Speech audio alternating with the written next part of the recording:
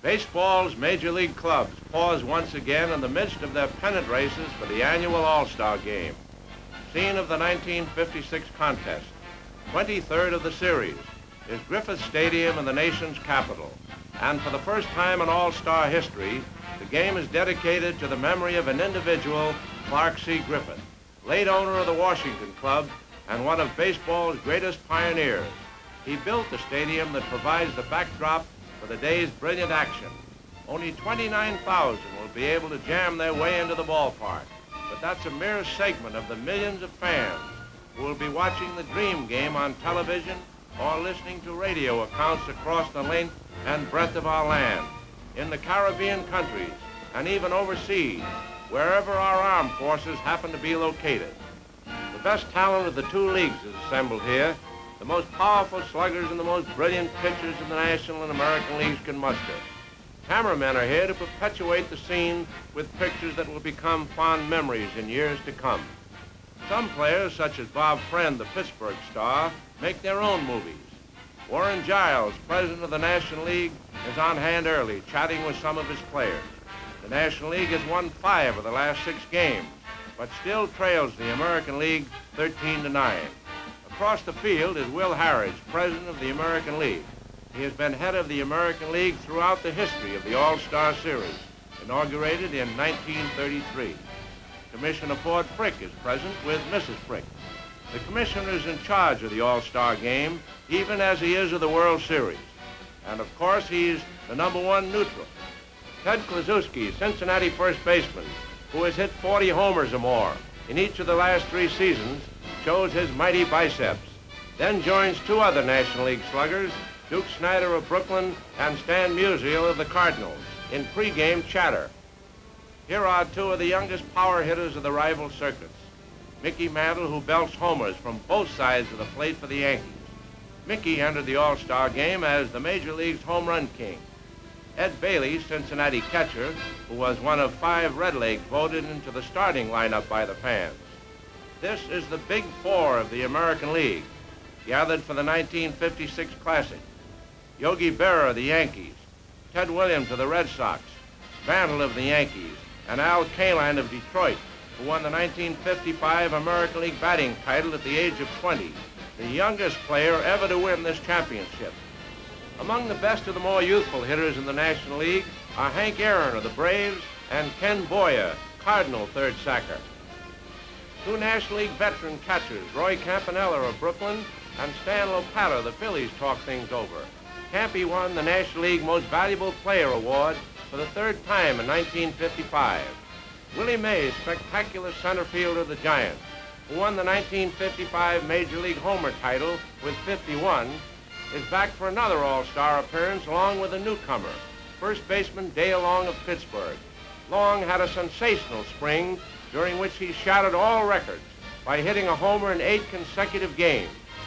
Ernie Banks of the Cubs became the greatest home run hitting shortstop in baseball history when he pounded out 44 in 1955. Stan Musial of the Cardinals and Ed Matthews, the Braves' third baseman, give the National League tremendous southpaw power. Stan the Man, batting champion 6 times, also has been an outstanding figure in all-star play. He leads with 4 homers, the last one winning an 11-inning thriller for the National League in Milwaukee in 1955. Calvin Griffith, nephew of the late Clark Griffith, is the host at this 23rd All-Star Game as president of the Washington Club. The rival managers, of course, are Casey Stengel, who has piloted the Yankees to 6 pennants in the last 7 years, and Walter Smokey Alston, who is in his 3rd season as manager of the Dodgers. In 1955, Alston was the winning manager in the first World Series Stengel ever lost, since he took the Yankee reins in 1949. The field is cleared and the players line up along the baselines for the beginning of the flag-raising ceremony. The band swings through the middle of the field for the parade to the flagpole. Nothing could be more fitting than a flag raising at these games. For baseball is truly America's national sport, wherein every race, color, and creed is represented in a perfect expression of the democratic ideal. And the All-Star game carries that out to the utmost degree. For this midsummer classic gives every star a chance, even if he's with a perennial second division club. He may never be fortunate enough to appear in a World Series, but the All-Star game gives him a day in the sun. With the flag raising over, the two managers are as eager to get the game underway as the spectators, who fill every available seat in the stands. There is an electric tension in the air that is exceeded only at World Series time. The starting pitchers have stepped up their warm-up pace. Billy Pierce, the stylish southpaw of the Chicago White Sox, will start for the American League for the third time in the last 4 years. He hasn't given up a run in 6 innings of all-star play. Bob Friend, key figure in the spectacular start of the Pittsburgh Pirates in the 1956 season, will open for the National League. And here are the starting lineups. For the National League, Johnny Temple, Cincinnati, second base. Frank Robinson, Cincinnati, left field. Stan Musial, St. Louis, right field. Ken Boyer, St. Louis, third base. Gus Bell, Cincinnati, center field. Dale Long, Pittsburgh, first base. Ed Bailey, Cincinnati, catcher. Roy McMillan, Cincinnati, shortstop. Bob Friend, Pittsburgh, pitcher. For the American League, Harvey Keene, Detroit, shortstop. Nellie Fox, Chicago White Sox, second base. Ted Williams, Boston, left field. Mickey Mantle, New York Yankees, center field. Yogi Berra, New York Yankees, catcher. Al Kaline, Detroit, right field. Mickey Vernon, Boston, first base. George Kell, Baltimore, third base. Billy Pierce, Chicago White Sox, pitcher. The umpires discuss the ground rules with the managers. 6 umpires are assigned, with the 2 extra men posted down the foul lines. Commissioner Ford Frick gives the honor of throwing out the first ball to Clark Griffith II, 15-year-old grandnephew of Clark Griffith, to whose memory the game is dedicated. And the 1956 All-Star game is underway.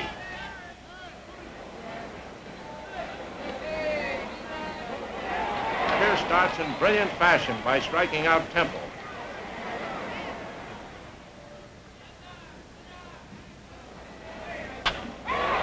Boyer then gets the first hit of the game in the second inning with a single to center.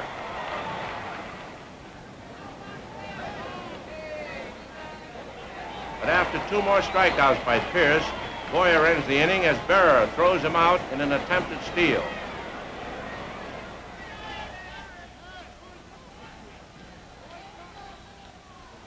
After 1 out in the third inning, McMillan walks.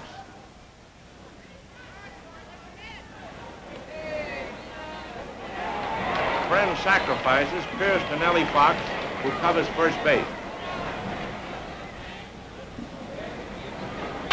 Temple singles to right center, and his red-leg sidekick, McMillan, scores the first run of the game, and the National League leads 1-0.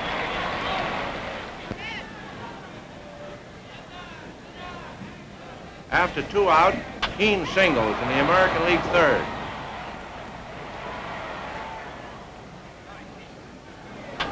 Fox also singles, and the American League threatens for the first time with a mighty Ted Williams at bat.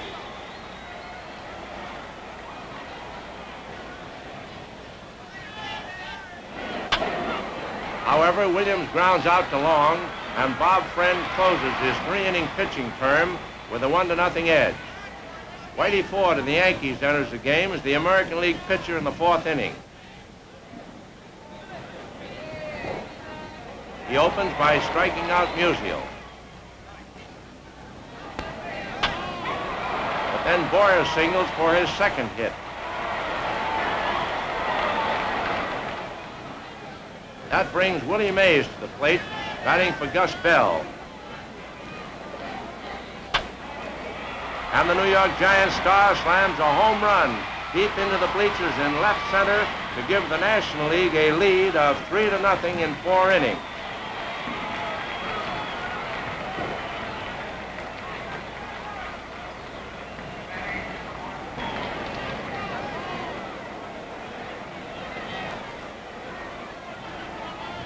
With 1 out in the last half of the 4th and Warren Spahn pitching, Temple makes a nice stop of Berra's slow roller behind second, but couldn't make a play. Cincinnati's second base combination comes through with another sparkling play when Temple darts to his right to spear Vernon's smash and flips the ball to McMillan for a force out.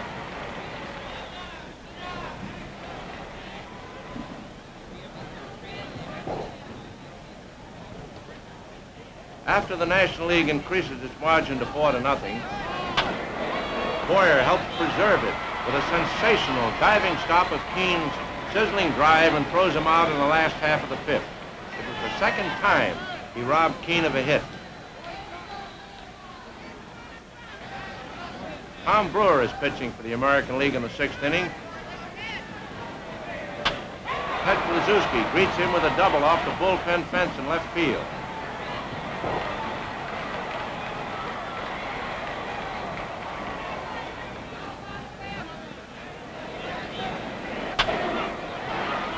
Bailey flies to Williams, who comes in fast for the ball. McMillan's little looper falls just out of Vernon's reach for a single, and Kluszewski stops at third base.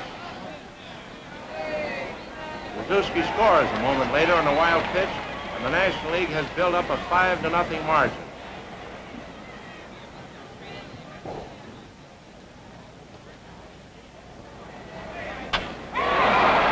Fox opens the 6th inning for the American League with a single. There is immediate activity in the National League bullpen as Johnny Antonelli begins warming up. Williams is up for the second time.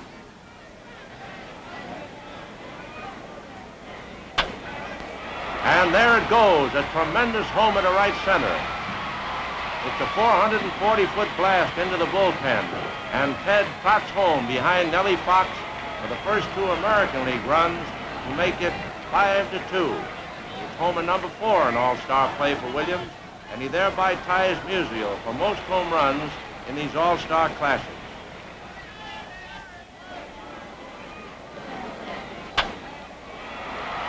Mickey Mantle follows with another home run, a line shot into the front rows of the bleachers in left center, and the American League followers in the crowd rock the rafters in frenzy.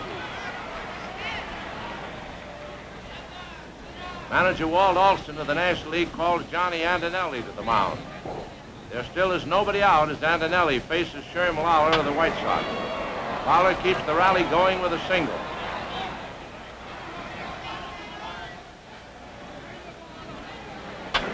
Al Kaline also single.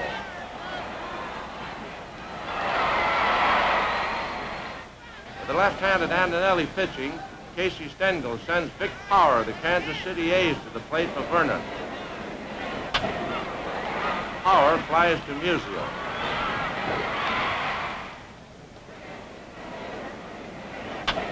Antonelli then squirms out of the perilous situation when Kell grounds into a double play to end the inning. However, the American League has slashed the National League lead to 5-3.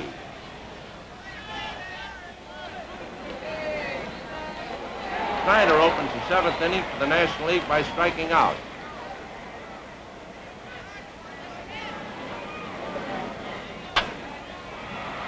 Musial smashes a home run into the seats in left center. Stan the Man thereby regains sole possession of the All-Star record that Williams has just tied in the last inning.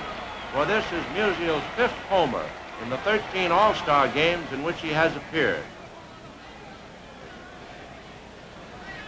After Mays walks, Kluszewski clouts his second successive double with a line drive down the right field line, and Mays races home.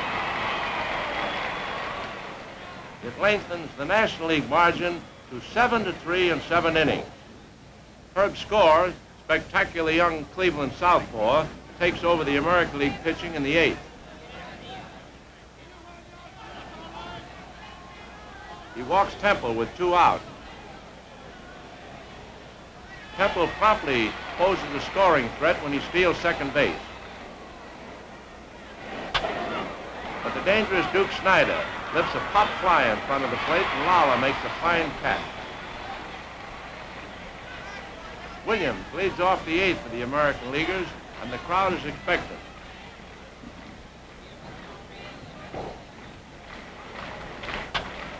But Ted lifts a fly to short left field. and the fans hold their breath as Musial and Boyer collide. Stan catches the ball, and there is suspense as Musial is slow to get up. Finally, the great St. Louis star does scramble to his feet and slowly walks to his position. However, Walt Alston comes onto the field, and he sends Hank Aaron of Milwaukee in to replace Stan, who gets an ovation from the stands. There is no scoring in the inning, and the American League enters the ninth still trailing 7-3. It's up to Antonelli now, insofar as the National League is concerned.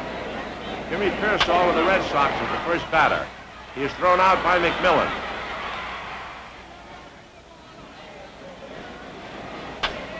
Vic Power gives the American League an opening when he singles off Temple's glove.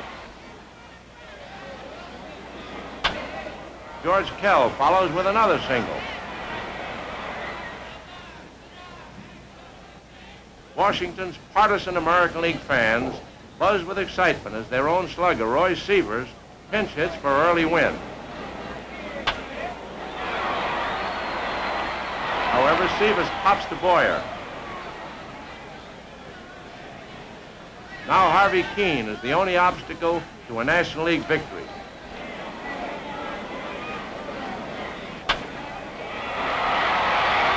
Keene forces Pell at second base, McMillan to Temple, and the National League wins 7-3. It's the sixth triumph in the last 7 games for the National League in the All-Star Series. It was a brilliant contest marked by highlights of offensive power as well as dazzling defensive play. The fans are talking excitedly as they head for the exits. Baseball truly is the finest entertainment you can find. Follow your favorite teams. Get out in the fresh air. It's fun for the entire family.